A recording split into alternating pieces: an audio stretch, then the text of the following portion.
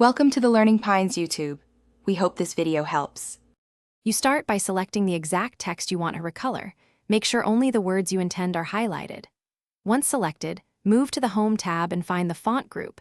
This is where the Font Color button lives. You do this because changing color at the selection level preserves other formatting, like size and bold. If you prefer keyboard speed, press Ctrl+A to select all, then click the Font Color icon. Doing so begins the color change process immediately. Now you choose the color. Click the Font Color arrow to reveal theme and standard swatches. If you need a precise shade, choose More Colors, then type RGB numbers or HSL values. This matters when matching brand colors. Once done, consider the eyedropper to sample a color from anywhere on screen, which speeds matching. Make sure to use recent colors when reapplying the same hue. It keeps consistency across your document and avoids slight visual mismatches later. Apply the new color and click away so you can see how it renders in context. This shows how it interacts with background and nearby styles.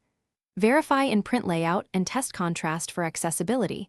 This is why legibility matters, not just aesthetics.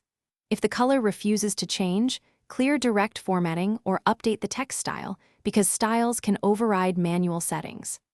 As a final tip, save a copy before large changes so you can revert if the color breaks. Thanks for watching.